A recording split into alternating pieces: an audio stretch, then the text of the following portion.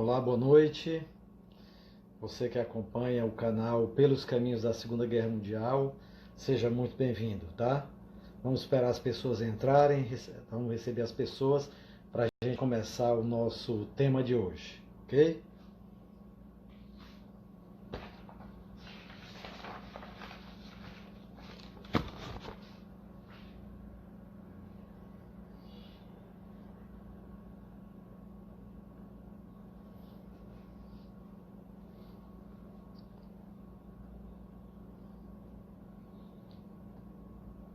Bom, vamos lá falar alguma coisa. Nós temos uma live prevista para hoje, que a gente está começando agora, né? E temos uma outra live prevista para sábado, dia. O Savinhas entrou. Savinhas, tá? Entrou. Seja bem-vinda. Nós estamos recebendo as pessoas antes de começar, tá certo? Para ninguém perder nada. Então nós temos essa live de hoje, temos a live de sábado com o Manuel Almeida e ele vai falar sobre a Operação Tocha na África, tá? Gorete Gugel entrou, Mônica Dourado e uma outra pessoa que não diz aqui. Opa, Joaquina, seja bem-vinda. A História em Casa entrou aí. Nós vamos ter no dia 30 uma programação com a História em Casa, participando de uma live deles, viu? Dia 30 de julho. Olá, tudo bom?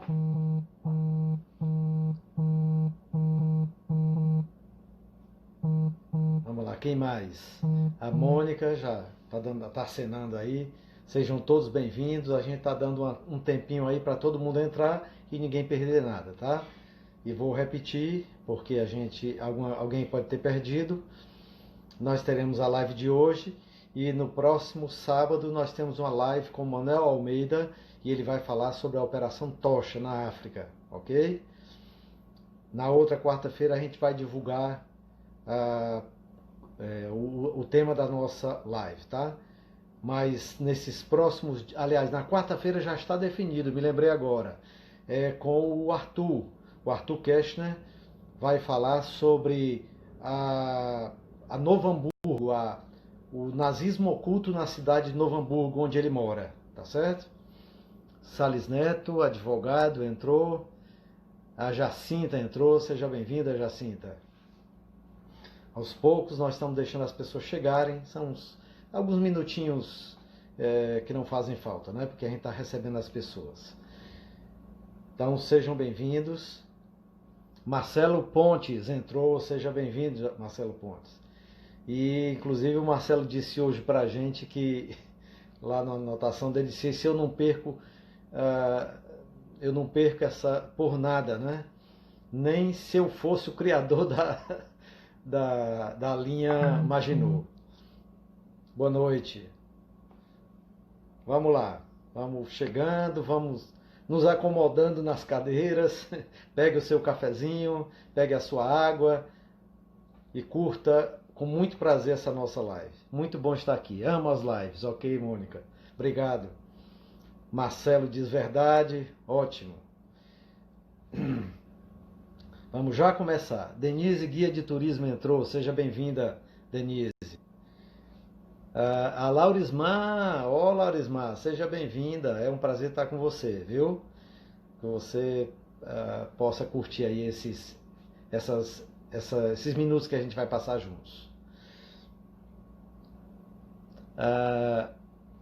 Vamos lá. Eu acho que daqui a pouco, vamos dar um minuto. Daqui a um minuto a gente começa, tá? Boa noite, Denise. Ana Paula, gosto muito das suas lives. Obrigado, Ana Paula. Espero que você esteja aproveitando, esteja curtindo essas informações.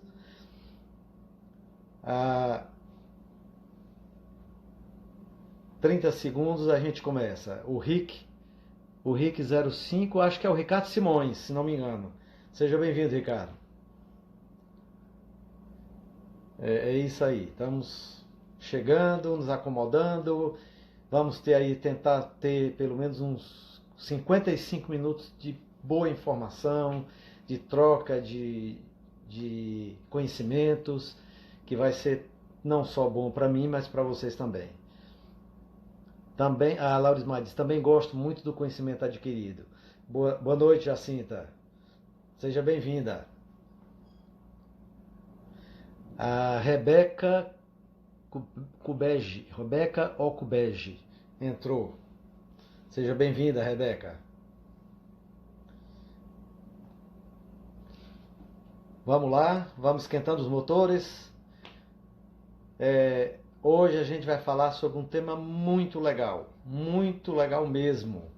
E eu vibrei quando eu planejei a minha viagem, a nossa viagem, minha e da Leta, para Linha Maginot, e a gente conseguiu realizar aquilo que tinha planejado. É uma sensação muito legal de planejar, ver a foto, ver o mapa, escanear lá no Google Maps e de repente a gente está em frente daquela coisa que a gente esperou ver. Não é legal? Para mim é uma sensação muito boa. Tá? Nós fizemos, o Zé do Vale entrou, seja bem-vindo, Zé do Vale. Nós fizemos essa nossa viagem, pessoal, para a Linha Maginot quando em 2017, tá? 2017 a gente estava completando 40 anos de casados, tá? E era aniversário da Leta, era os 60 anos da Leta, tá? E aí a gente juntou e fez um que a gente chamou de tempo sabático, tá? Foram 47 dias de viagem. A gente curtiu muito, foi muito legal, tá? 47 dias de viagem passando pela Alemanha, pela França, pela Inglaterra e que mais? E pela... Não, pela Polônia foi antes. Então foi isso, foi Alemanha, França, Inglaterra e Portugal, né? Porque a gente passou de volta por Portugal, ok? E lá a gente foi a uma região belíssima da França, tá? Ela fica fazendo fronteira com a Floresta Negra, que é uma região também lindíssima da Alemanha. É uma fronteira meio complicada, né? Na França antigamente era chamada de Alsace-Lorraine, Alsácia-Lorena, né? Hoje é chamada de Grand Est. Grand Est. Grand Est é na nova... Luxemburgo também. Luxemburgo. A Leta veio me lembrar que a gente tinha passado também por Luxemburgo, tá? Bem, o Maurício entrou aí, a Lísia também, sejam bem-vindos. Então, essa região, ela faz fronteira com a Floresta Negra e é uma região complicada, como eu estava dizendo. Por quê? Porque ela já foi da França e da Alemanha por várias vezes, 4 vezes. Quando houve a Guerra Franco-Prussiana de 1871, né, a Alemanha tomou a região da França. Né? É uma região que produz muitos minérios, uma região rica, tá? E então a Alemanha tomou na unificação alemã, a Guerra Franco-Prussiana. Na Primeira Guerra Mundial, a França, claro, foi uma das vencedoras e tomou de volta a Alsácia-Lorena. A Alemanha, em 40, no decorrer da Segunda Guerra Mundial, invadiu a França, tomou de volta a Alsácia-Lorena. E finalmente a França, como vencedora, depois da Segunda Guerra Mundial, tomou de volta essa região para si. Ou seja, eu disse até brincando no livro, o nosso livro, que eu acho que não existe região do mundo com maior dificuldade, com problemas de identidade, né? Porque as pessoas ora são alemãs, ora são francesas, né? Mas o fato é que a arquitetura da região é toda uma mistura digamos assim, tendências francesas e tendências alemãs. Os nomes das ruas de Estrasburgo, por exemplo, têm nomes alemães, tá? As pessoas falam os 2 idiomas, né? Então é uma região muito complicada. E aí, o que foi que aconteceu? Quando a França estava do lado aliado, se aliou a Rússia e a Inglaterra, né, e aos Estados Unidos depois, e aí venceu a Alemanha e fez uma grande construção, né, a partir de 1930 para se proteger, porque desconfiava da Alemanha. não confiava na Alemanha, tá? E achava que ela podia tentar a invasão outra vez. E foi o que aconteceu, né? A história em casa. E o povo dessa região, qual nacionalidade e idioma? Pessoal, como eu disse, eu me esqueci do nome da pessoa do História em Casa. Agora, já eu lembro. Eles, na verdade, eles falam alemão e francês, mas a nacionalidade é francesa hoje, tá certo? Para todos os efeitos. O Marcelo Ponce diz, e a faixa de Gaza? Ali deve ser mais problemático, ou não? Com certeza, com certeza. Deve ser um problema tão grande quanto esse que a gente falou, né? Pois bem, pessoal, então a linha Maginot foi essa linha de fortificações de defesa construída pela França após a Primeira Guerra e foi aprovada em 29, começou a ser construída a partir de 1930. Foi terminada, uma boa parte dela foi terminada em 1936, ok? A Senda CZ Alice entrou. O Tiago. Ok, Tiago. O Tiago que é a pessoa que está aí no História em Casa. Bem, vamos lá entender como é que foi construída essa linha Maginot e porque a gente já disse, né? A França desconfiava da Alemanha e não confiava que ela fosse, digamos, ser um vizinho quieto, um vizinho disciplinado e comportado, né? E respeitar o Tratado de Versalhes que tinha sido feito depois da Primeira Guerra Mundial. Na verdade, a Alemanha começou a desobedecer assim que Hitler entrou no poder, ok? Bem, o termo linha Maginot, pessoal, às vezes designa o sistema inteiro, tá?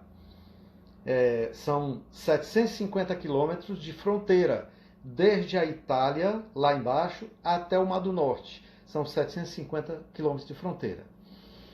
Bem, agora ela às vezes também designa somente a fronteira com a Alemanha, tá? É mais conhecido assim, quando se trata da Alemanha. E detalhe, a Alemanha do outro lado tem uma linha chamada Siegfried, tá? Famosa linha Siegfried, né? Que é mais ou menos do mesmo jeito, só que não ficou tão famosa, né? Quanto a francesa.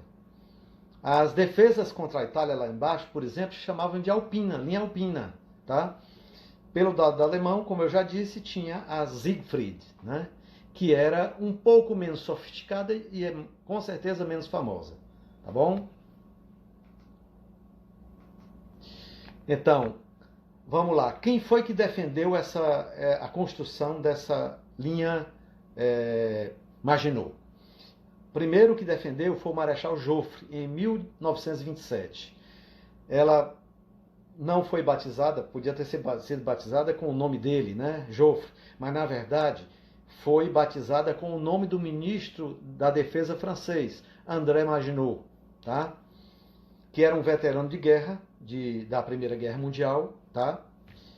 E ele fez um lobby tremendo para a construção. Ele achava que era a única coisa que podia assegurar a defesa contra a Alemanha seria a linha Maginot, tá?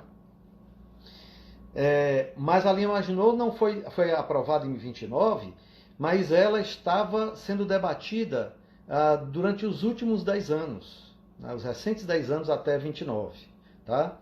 Então, se discutiu no Conselho Superior de Guerra, na presidência do Marechal Pétain, tá? André Maginot, ele defendia principalmente porque ele testemunhou a terra natal dele ser arrasada, a Lorena, né? Que na verdade, antigamente tinha Alsácia mais à ponta, mais na fronteira com a Alemanha, e tinha a Lorena mais para dentro. Chamava de Alsácia-Lorena, ou Alsácia-Lorraine, né? E ele viu a Lorena, que é a parte mais de dentro, né, ser arrasada na Primeira Guerra Mundial. E ele via com desconfiança o reerguimento da Alemanha. E o mais irônico é que André Maginot, cujo memorial a gente viu lá perto de Verdun, lá na França, muito interessante o memorial dele, né? Ele não viu a conclusão da sua obra, tá? Em 32 ele faleceu, vítima de febre tifoide.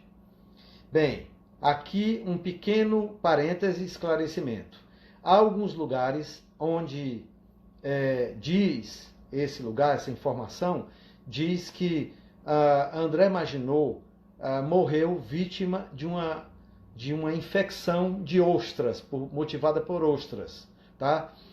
Eu confesso para vocês que eu ainda não tenho a informação ainda correta, porque em 2 lugares diz que é febre tifoide, a causa da morte, e um outro lugar diz que foi causado por essa infecção, essa inflamação causada por ostras, tá? Mas de fato ele morreu em 32 e ele não viu a conclusão da obra, que foi em 36, tá?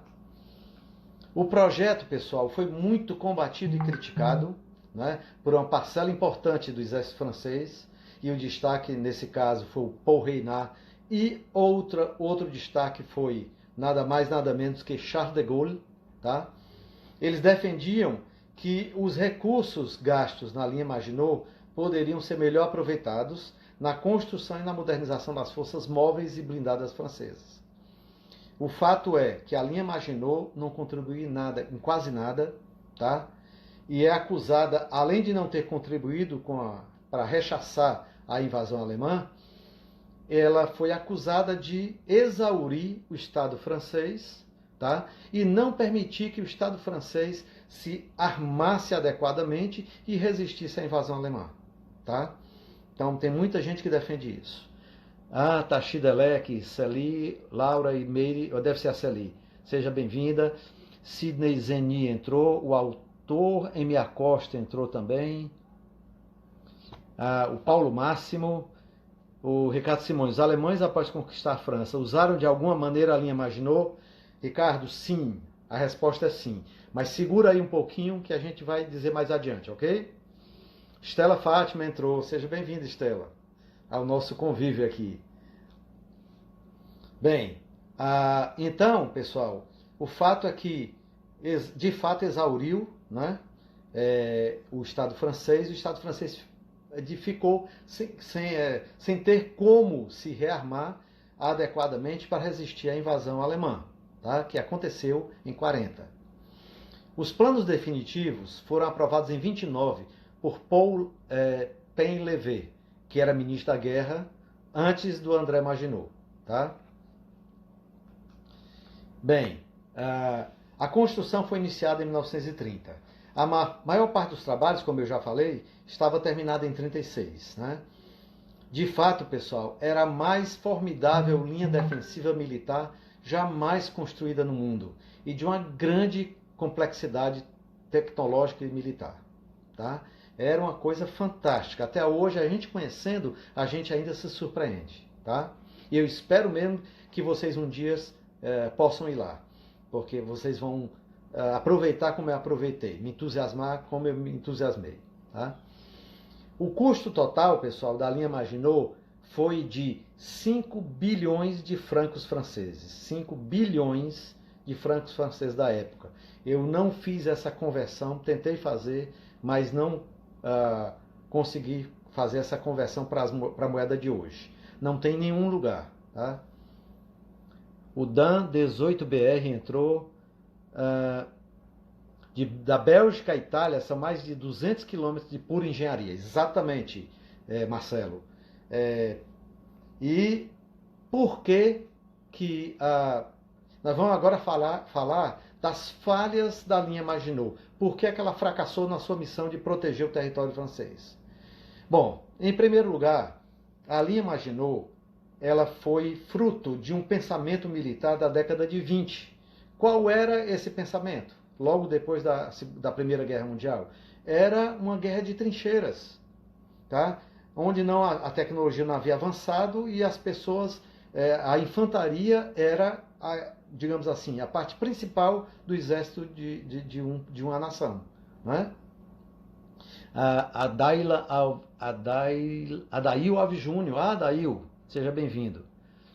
André Cabral, 78. Neuma Gugel, seja bem-vinda. Então, pessoal, em primeiro lugar foi isso. Foi pensado para uma guerra de trincheiras. Ela não foi pensada como para uma situação onde a tecnologia havia avançado e havia mais formas de driblar digamos assim, esse armamento que era muito fixo, tá? da linha. A segunda coisa é porque a França confiava, desconfiando, mas confiava, né? Desconfiava da Alemanha, mas confiava também na neutralidade da Bélgica e, portanto, só construiu da Bélgica para baixo, até a altura da Suíça, tá certo? Eu vou já mostrar os mapas aqui para vocês. Aliás, posso mostrar agora. É uma pena, pessoal, que o Instagram no Android não tem o recurso de postar imagens, tá? E por isso que daqui a pouco, não vai demorar, a gente vai migrar ou para o Zoom ou para o YouTube, tá? Para fazer nossas lives lá, a fim de projetar imagens, apresentações, vídeos, etc. Lia, seja bem-vinda. Olha aqui, pessoal. Aqui, olha aqui, a Alemanha, aqui a Bélgica, aqui Luxemburgo e até aqui a Suíça. A Suíça fica aqui. Então, o que aconteceu?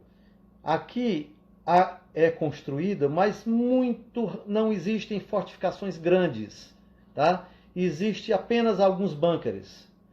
Daqui para baixo, daqui para a parte mais escura para baixo, é que há as grandes fortificações. Porque a França acreditou que a Alemanha não ia entrar por aqui, por Luxemburgo ou pela Bélgica. Acreditou na neutralidade e também no respeito que a Alemanha poderia ter, e não teve. O que a Alemanha fez, a gente vai falar depois, simplesmente contornou aqui por cima e invadiu a França. Tá? Aqui, a gente já vai falar um pouco mais desse mapa, é toda a linha Maginot, até lá embaixo. E aqui a descrição, tá? Das fortificações. Já a gente mostra de novo. Então, primeira coisa, foi pensando-se numa guerra de trincheira. Segundo, ela foi pensada num respeito que a Alemanha deveria ter para Luxemburgo, para a Bélgica, tá? E a Alemanha simplesmente invadiu, desrespeitando esse país. Eu disse, ó, já que está no caminho, já que Bélgica e Luxemburgo estão no caminho, então vamos passar por eles, vamos arrastar todo mundo junto, né? Pode-se dizer, o Marcelo está dizendo, aliás, a Nandina entrou aí, seja bem-vinda, Nandina. Pode-se dizer que, assim como o Forte Emael, a linha Maginot foi vencida pela audácia e astúcia militar dos alemães, que sempre estavam um passo à frente dos seus oponentes em estratégia e equipamento. E graças, num primeiro momento, aos oficiais do exército alemão, não por Hitler, porque Hitler não era um bom estrategista, tá certo? Ele é estrategista político, mas militar não. O Arthur, seja bem-vindo. Então, pessoal, olha lá. Dizemos duas coisas, né? Primeiro, guerra de trincheira, que não funcionava mais. Depois, que a Alemanha, a linha Maginot, evitou ir passar das fronteiras da Bélgica e de Luxemburgo acima e só foi até a Suíça embaixo, porque, aliás, continuou na Itália, continuou um pedaço na Itália, porque a Itália era inimiga também, tá? Mas, enfim, eles então tinham esses problemas, a linha não era perfeita, tá? Ela tinha suprimento próprios de energia, munição, alimentos, era uma série de fortalezas e estruturas interligadas, paralela à fronteira, como a gente já mostrou o mapa, né? Composta de 108 edificações principais, os fortes, tá? A 15 quilômetros um do outro. Cada forte estava a distância de 15 quilômetros um do outro. E tinha mais edificações menores e tinham casamatas também. E mais de 100 quilômetros de galerias. Olha, pessoal, o que é isso? 100 quilômetros de galerias. Vamos avançar nessa questão aí. Bem, ela ia, como a gente já falou, desde a Suíça até a floresta das Ardenas, na Bélgica, num total de 200 quilômetros, tá? Pessoal, há outro motivo porque a França não só fez até a floresta das Ardenas, tá? Não foi até o Mar do Norte, lá no final, no litoral. Porque a França acreditava que era tão impossível uma invasão pela floresta das Ardenas, que tinha muitos problemas de topografia, que eles simplesmente ignoraram. Ok? Então foram 3 motivos. Bom, havia 410 casamatas para infantaria, 152 torres móveis, que ele chamava torre móvel, que ele assim, levantava, atirava e baixava, de tal forma que ficava quase impenetrável na rocha. Tá? E 1.536 cúpulas fixas e 339 peças de artilharia. Tudo ligado por essas 100 quilômetros de galeria subterrânea, né, pessoal? Agora te diz, mesmo que seja verão leve, quando for visitar Lima Maginot, use um casaco, pois dentro dela faz de 10 a 13 graus, ok? Então a Leta está dando um recado aí prático, tá? A Renata, seja bem-vinda, Renata Barão, ok? Aí o Marcelo diz, frio mesmo, ainda mais para quem é cearense, é verdade. A gente sentiu, teve que botar um casaco lá. Vamos lá, vamos avançar. A fortaleza, toda a fortaleza, possuía apenas 2 entradas, até para evitar a vulnerabilidade, não é verdade? Uma para as tropas e uma para as munições. As 2 ficavam localizadas atrás da fortaleza, voltadas para a França. O lado de lá das armas, assim, era apontando para a Alemanha, mas a entrada era apontando para a França, escondida por bosques, tá? Ainda assim, ambas as entradas eram protegidas por peças antitanque, que ficavam apontadas para a estrada de acesso. É um muro antitanque enorme e aguentava mesmo o rojão, né? Nós vimos outro muro desse antitanque na Itália, quando a gente foi ver lá a Toscana e Emília Romana. Para evitar uma grande explosão, pessoal, os paióis de munição eram divididos em 3 áreas separadas. A principal, M1, tinha 7 câmaras e abrigava 3.000 projéteis. A segunda, ao pé de cada bloco de combate, chamada M2, guardava 2,8 mil. E a terceira, dentro da própria sala de combate, tinha espaço para mais 600 projéteis. Porque eles tinham que estar ali, atirar e não podia sair para pegar munição, né? Então tinha que ter muita munição para atirar até se aguentar chegar a algum tipo de ajuda. Várias baterias de artilharia, incluindo canhões de 75 mm e até de 105 mm, né? E outras peças auxiliares, metralhadoras, obuses, compunham o poder de fogo. Tá? As peças ficavam em cúpulas de aço, especialmente forjadas, que giravam, como eu falei, né? 360 graus e eram operadas por 2, 3 ou 4 soldados. Possuía um sistema moderno, como a gente já falou, de torres retráteis de artilharia. E aí a torre se elevava do solo, disparava e descia. Ok? Em tempo de guerra, uma típica guarnição de forte era composta de 812 homens, 27 oficiais, 107 cabos, 587 soldados, 161 engenheiros e outros 97 oficiais não combatentes, como médicos, técnicos, cozinheiros, etc. Os dormitórios ficavam muitas vezes a 30 metros do solo. Olha lá, 30 metros do solo. E eram dotados de água corrente. Tá? Os dejetos eram tratados com produtos químicos. Era uma verdadeira obra de engenharia. Ok? A energia elétrica, claro, né? Era vital para o funcionamento da fortaleza. Por isso, além dos meios tradicionais para a distribuição dela, cada forte possuía 4 grupos de gerador a diesel, cada um com 290 cavalos de força e 250 kW, capazes de operar por até 2 meses. Né? 8 reservatórios de água, num total de 400 metros cúbicos, garantiam a sobrevivência da guarnição até a chegada de reforços.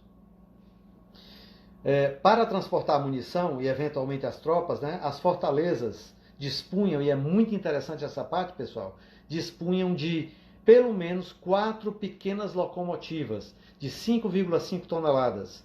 A marca das locomotivas era Vetra. Né? Elas puxavam 57 vagonetes pelos trilhos subterrâneos, numa bitola reduzida de 60 centímetros. Tá? E esse engraçado que esse sistema comumente era chamado de metrô pelos soldados, tá? E é muito interessante, pessoal. Nós temos fotos, se perde a extensão do túnel e os trilhos também. Né?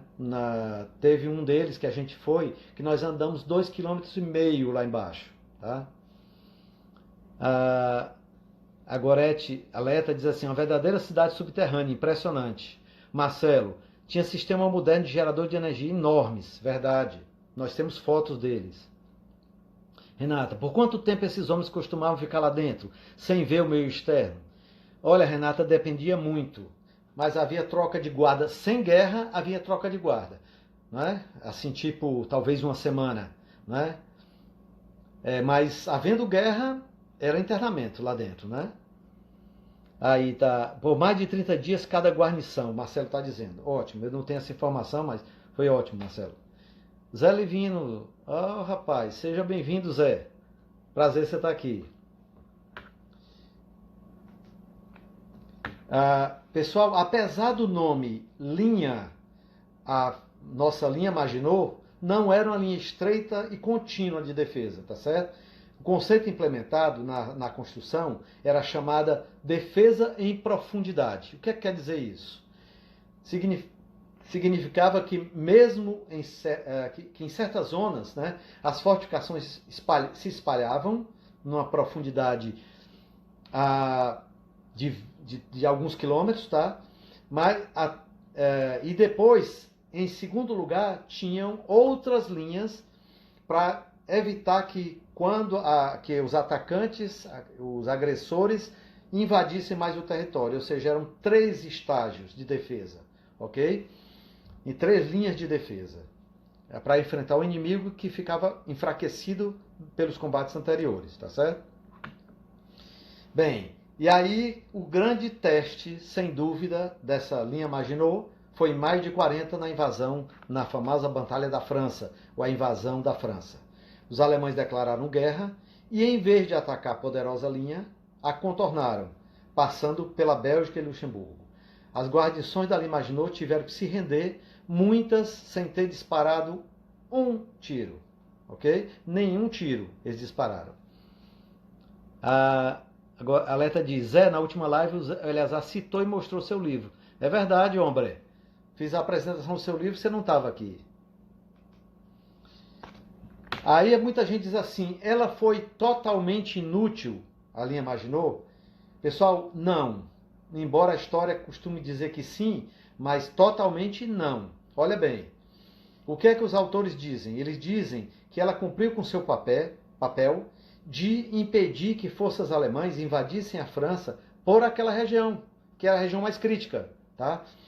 No entanto, o que é que eles não previram, é claro, é que os alemães iriam desrespeitar a neutralidade da Bélgica e do Luxemburgo, ignorar as dificuldades do relevo da floresta das Ardenas, avançar com a força móvel de blindados e, num grande movimento de foice, chamado estrategicamente foice, cercar os exércitos aliados na região de Sedan, que fica na Bélgica.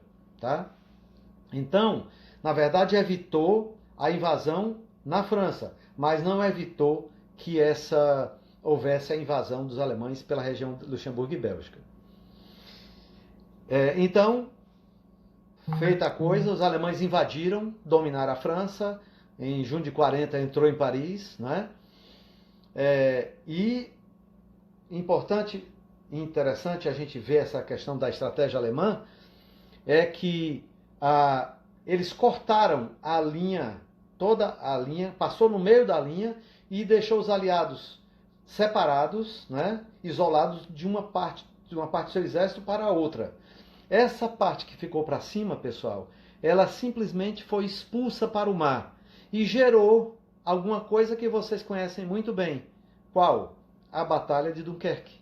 Ok? Então, toda essa porção do exército francês aliado que foi expulsa para o mar e depois para o outro lado do Canal da Mancha, veio da onde? Veio da invasão da França, do corte da linha Maginot, digamos assim. Né? Zé, legal. O Celso Cristiano entrou, a Lisiane 01 entrou. Nem todo mundo sabe disso, viu, pessoal? Algumas pessoas ficam se perguntando por que aconteceu aquela batalha de Dunkerque, a invasão lá de Dunkerque, né? Foi daí, né? Isso levou ao armistício assinado em Compiègne. Quando as autoridades pensaram em reagir à invasão, o general ministro da Guerra, durante um debate do parlamento, respondeu: como podemos ainda pensar em termos de ofensiva quando gastamos milhares de milhões para estabelecer uma fronteira fortificada? Então ficou praticamente inútil. Era depósito de munição, de torpedo, de obuses, enfim, dos alemães, tá? Só se viu para isso que até os alemães, uma ou duas fortificações usaram para combater os aliados, mas o resto ficou apenas como depósito mesmo. Hoje, depois da guerra, né, associações voluntárias passaram, restauraram grandes setores da linha, abrindo a visitas públicas. Passear pelos túneis, visitar os quilômetros de galerias, fortificações, as dependências, quarto de dormir, cozinha, enfermaria, arsenal, linha férrea. É uma experiência riquíssima, pessoal. Eu fiquei emocionado lá dentro, porque ver alguma coisa que a gente planejou ver e quando chega na hora é mais ainda impressionante do que você tinha planejado, né? É uma coisa bem emocionante, tá? E aí, pessoal, vou mostrar para vocês dois mapas. Aqui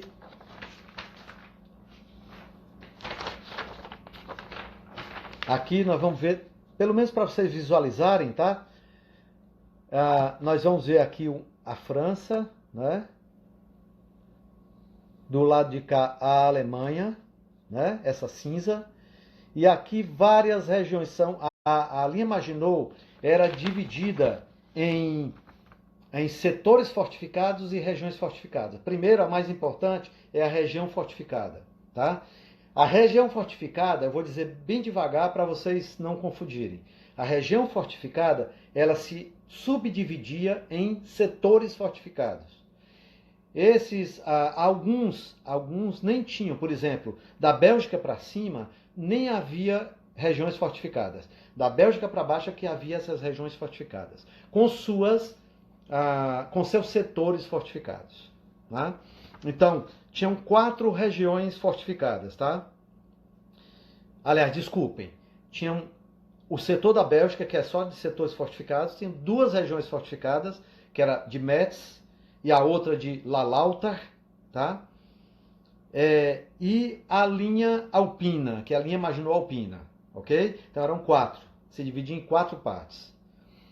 A Mônica, o Arthur Keshner diz, o Guderian foi um dos protagonistas da Batalha da França, é verdade. A Mônica diz assim, qual a cidade que se vai para visitar a linha Maginot? Você pode ir para uma cidade maior, lá na região da Alsácia-Lorena. Nós escolhemos, você pode ir para Metz, por exemplo, né? Que é uma cidade interessante para ir. Nós passamos por Metz também, mas uma outra viagem interessante, né? Em 2017, nós passamos pela França do lado direito, do lado mais leste. E na segunda viagem, em 2018, nós passamos mais ao oeste, Metz, tá? Eu recomendaria, Mônica, você ir à cidade de Estrasburgo, tá certo? Não só porque é uma cidade lindíssima, uma cidade que é praticamente o polo turístico da região, tá? Mas porque você de lá pode fazer bate-volta. Por exemplo, para ir para os dois fortes que a gente foi, nós fizemos bate-volta, tá? Então eu recomendo muito Estrasburgo. Estrasburgo é lindíssima, bela, e eu recomendo assim 5 dias por lá, tá? O Marcelo diz, realmente não tem como descrever uma das maiores obras de engenharia que o homem já construiu, verdade. E as pessoas costumam até comparar com a muralha da China, tá? Porque de fato tem uma complexidade tão grande quanto, né? O Veloso entrou aí, seja bem-vindo, Veloso.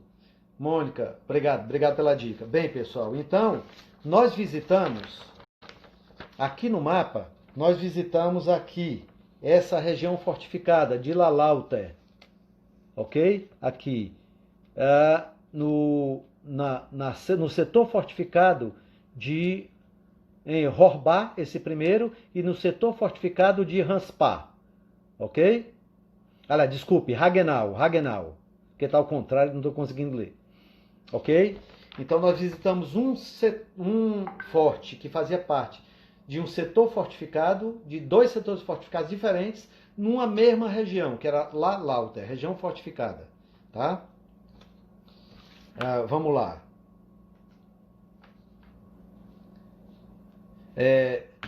Bem, isso levou não só a Dunkerque, a Batalha de Dunkerque, né, mas levou também ao armistício. A França se rendeu, viu que não haveria saída. Né? Já disse para vocês que hoje ela está aberta, a exposição, parará, né? A linha Maginot, então, vou dizer novamente para vocês gravarem, ela é dividida em regiões fortificadas. Essas, por sua vez, em setores fortificados. Cada SF, ou seja, setor fortificado, possuía petit ouvrages, que eram pequenos fortes, ou gros ouvrages, grandes fortes. Esses dois que nós visitamos eram grandes fortes, tá?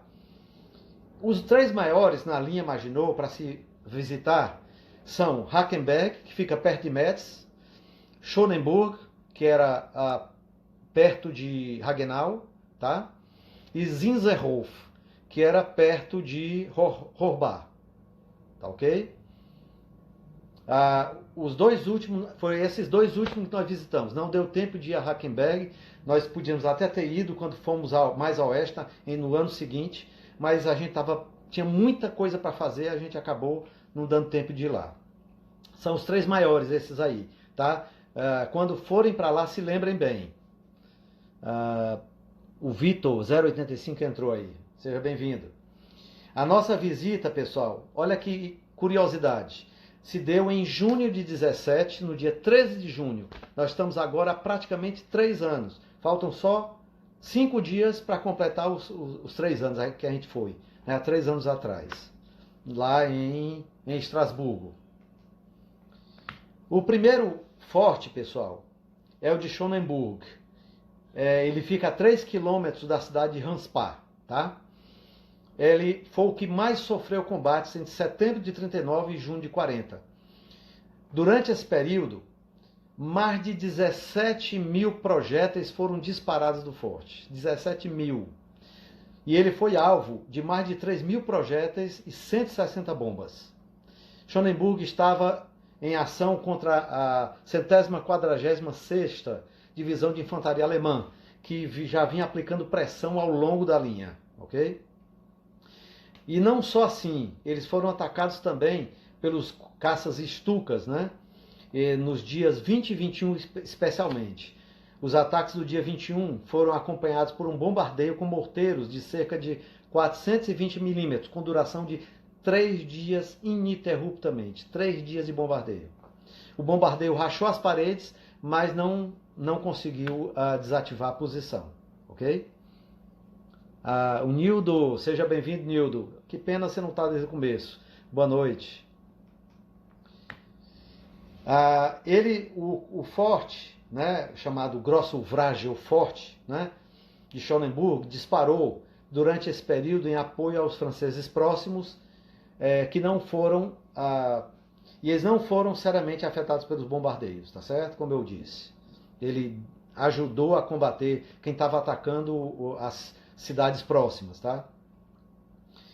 Foi feito um inventário depois das munições alemãs disparadas, né, contra Schonenburg, e foi avaliado que, após o armistício, que ele sofreu o bombardeio de 160 bombas aéreas, 50 projéteis de 42 centímetros, 33 projéteis de 28 centímetros e aproximadamente 3 mil projéteis menores. A maior munição usada contra qualquer fortificação na França. Ok? A rendição de Schonenburg ocorreu em 1º de julho de 1940. Olha aí, pertinho também. Quanto tempo? De 40 para cá? 60 para 2000 e mais 20. 80 anos. 80 anos da rendição de Schonenburg, tá? No armistício de Compiègne, na cidade de Compiègne, que fica um pouco distante daí. Após a rendição, Schonenburg foi usado como pano de fundo para filmes de propaganda e como centro de doutrinação para a juventude hitlerista. Já pensaram? Usaram a seu favor, né? Filme de propaganda e filme de doutrinação da juventude hitlerista. Em 87, uma organização se comprometeu em manter o local para a visitação pública, tá? E é impressionante, pessoal. É esse o Vrage, ou forte, fortificação, né? Que nós andamos 2,5 km, né? A gente conseguia contar porque tinha uma marcação lá. 2,5 km nós andamos, eu e Leta, tá? A pé. Existe uma grande quantidade de objetos que são originais, tá certo? Esse é um pouco de auto-visita. Não existe nem um guia, tá certo? Existe só um cara na entrada, uma pessoa que trabalha dando de vez em quando dá uma circulada, mas a pessoa entra sozinho. E aí a gente tem que se orientar. Não consegue se perder, não. Não dá para se perder, não, porque tem muitas indicações, inclusive saída, etc. Mas de repente, por onde é que a gente veio? Né? Se pergunta assim. Na década de 50, pessoal, ele foi quase totalmente restaurado em função da Guerra Fria. Porque havia uma perspectiva de invasão do Pacto de Varsóvia, da Rússia, tá?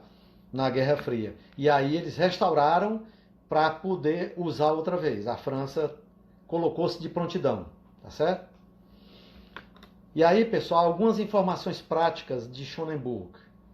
Ele é aberto de segunda a sábado, de 14 às 18 horas. A explicação é a seguinte. Ele é um forte menos visitado do que o outro que eu vou falar agora. E, portanto, ele funciona só tarde, né? E domingo é que ele coloca 2 turnos. Mas no sábado, de segunda a sábado, só à tarde. Tá? Em janeiro, apenas grupos fechados, por agendamento. Tá? E em fevereiro é fechado. É muito gelado. Vocês imaginem, a gente foi no verão e pegou 10 graus lá embaixo. Vocês imaginem no inverno. Aquilo acho que deve cair para abaixo de zero. Tá? Quando nós fomos, há 3 anos atrás, o ticket custava 8 euros, tá? Para adultos. A reserva de grupos tem que ser feita com 15 dias de antecedência. Tá? E é recomendável, como a gente já falou, o uso de roupas confortáveis e casaco, porque a temperatura permanente fica por volta de 13 graus, como eu já falei. Esse aí em Schonenburg, que é um pouco mais quente, tá? Mas já no outro que eu vou falar, fica a 10 graus. 90% das instalações são acessíveis para pessoas com deficiência de locomoção, tá? Tem um elevador, a parte do nível onde você vai até o fundo, tá? Tem um elevador. O Nasser Guimarães entrou, seja bem-vindo. O Marcelo diz, se não estou enganado, o exército francês ainda usa parte da linha que está fechada à visitação. Exatamente, Marcelo.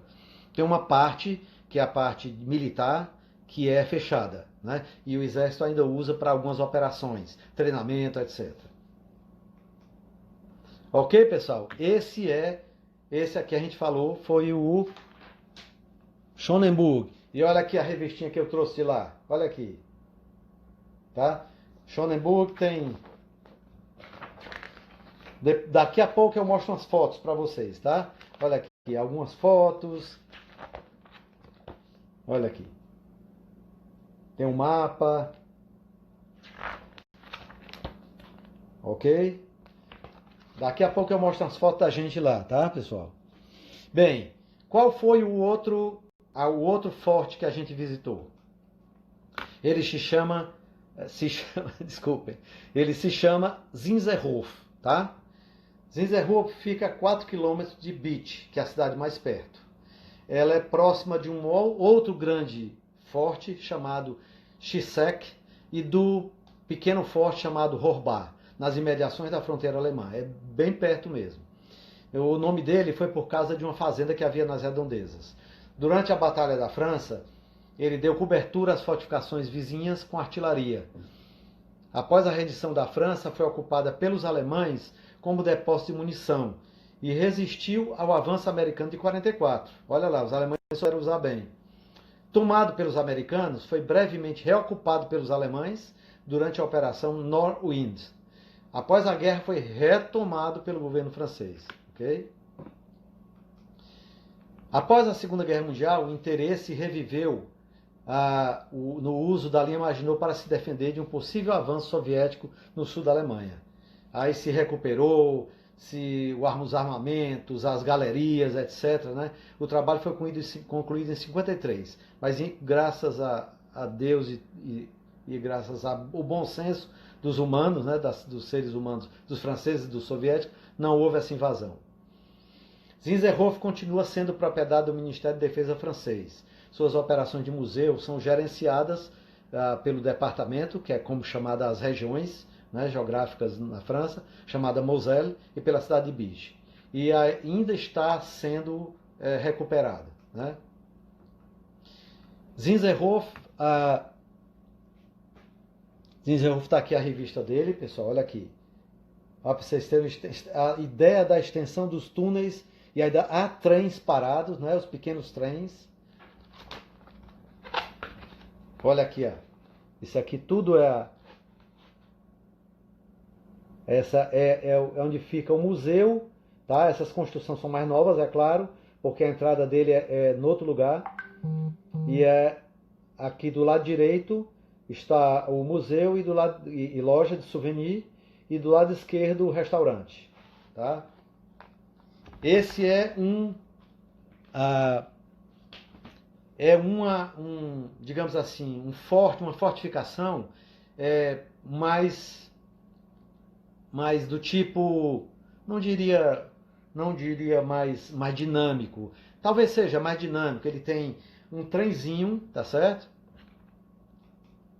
Peraí, deixa eu ver só uma coisa aqui que eu tô estranhando. Tá, ele tem um trenzinho elétrico, tá? Você tem um horário certo, tem em alguns horários, por exemplo, tem um horário que vai entrar um grupo, um guia falando inglês. No horário seguinte é o grupo falando alemão. No horário seguinte o grupo falando francês. Infelizmente não tem nenhum falando em português. Tem espanhol, tá? Mas ele ficava no horário que não daria nem para a gente esperar. E tem um trenzinho elétrico que ele vai guiando as pessoas por dentro, você não anda, tá? Ele faz um contorno lá dentro e tem várias cenas de armas, todas montadas com dioramas, né? Eu achei limitado, porque a gente não pode nem parar. Vai o trenzinho andando devagarinho, você vê, é muito bem feito, tá? Muito bem feito, e muito bem estruturado, mas você acaba tendo que, não pode parar para ver as coisas com mais cuidado, cautela, assim, digamos, com mais tempo, né? Tem uma lanchonete, como eu falei, com boas ofertas, tem uma loja de souvenir, área de piquenique, tá? Enfim, muito bem estruturado, é o mais bem estruturado deles, junto com o Hackenberg, tá? Mas o Hackenberg a gente não pôde ir. E como a gente disse, é recomendável o uso de roupas confortáveis e casaco, porque a temperatura permanente fica por volta de 10 graus. É mais frio ainda do que o Schönenburg. O Ricardo Simões está dizendo: se a linha Maginot fizesse parte da muralha do Atlântico, o dia D seria muito mais difícil. É verdade. É verdade. Fabiano Garcia entrou agora. Que pena se entrar só agora, Fabiano. Impressionante a quantidade de crianças visitando a linha Maginot e seus museus. Poderiam fazer o mesmo por aqui. Exatamente. Como a Leta costuma falar, os colégios franceses são obrigados a levar uma vez por ano para algum lugar da Segunda Guerra Mundial, na Alemanha também, para poder as pessoas tomarem consciência, as crianças tomarem consciência do que aconteceu na Segunda Guerra Mundial. O Cícero Santos Gelson entrou aí. Pessoal, está chegando perto da nossa hora, mas nós vamos fazer o seguinte, fazer igual ao que a gente fez da outra vez, tá? Nós vamos, daqui a pouco, encerrar a live e imediatamente nós entramos de novo, porque a gente tem direito a mais uma hora. Mas não se preocupem que a gente não vai passar uma hora aqui. Serão mais uns 10 a 15 minutos extras para a gente falar o que falta falar. Tá? Embora eu já tenha falado quase tudo, a gente vai dar oportunidade para vocês falarem. Então, quando a gente foi, ele é aberto de segunda a sábado, de 10 às 18 horas. Tá? O ticket custava 12 euros. Tá? A reserva para os grupos é recomendada, informando a língua escolhida. Tem um site, não, os dois tem Schonenburg e Zinzerhof, tem sites onde você pode fazer a sua reserva, tá ok? Bem, os dois têm estacionamento farto, tá? Os dois, e aí eu recomendo para você, se você for ver os ouvragens fortes, ver a linha Maginot, é interessante que você alugue um carro, ou então vá com alguém conhecido que você tenha na Europa, porque não existe transporte público para essas áreas, tá? Existe assim, você vai para a cidade, da cidade, você pega um táxi, vai até lá, mas é tão trabalhoso que eu recomendo alugar um carro, tá certo? Bem, vamos lá então. Então, agora, a partir de agora, eu estou abrindo para as perguntas. Olha aqui outra revista que eu tenho sobre a linha Maginot. Olha aqui. Aqui na capa. Aqui na capa, esse aqui é o. Esse aqui é o. Esse aqui é o Robat. Tá certo? É o Petit Ouvrage de Robat. Ok? Muitas fotos, né? É uma coisa maravilhosa, é uma coisa surpreendente, né? Para a gente conhecer. Deixa eu ver. E aqui outro mapa, onde você pode ver a divisão das regiões fortificadas e dos setores fortificados. Ok? Tem aqui. Isso você encontra no Google. Tá? No YouTube você pode encontrar muitos documentários sobre ele. Muitos não, mas alguns documentários sobre a linha Maginot. Tá? Então procure lá que você vai ver inclusive um que tem imagens e bem editado, muitas cores, tá? É muito interessante no YouTube. Sim, a letra está dizendo, há uma interatividade com as crianças, elas desenham e seus desenhos ficam expostos em um corredor da linha. Exatamente, em Schonenburg tem esses desenhos pendurados, tá? Quando as crianças vão lá. Elas desenham o que é que elas acham que aconteceu ali, alguma coisa assim, e eles expõem então nas paredes. Mas é impressionante, pessoal, o tamanho dos geradores, a cozinha, os dormitórios, as linhas férreas lá dentro.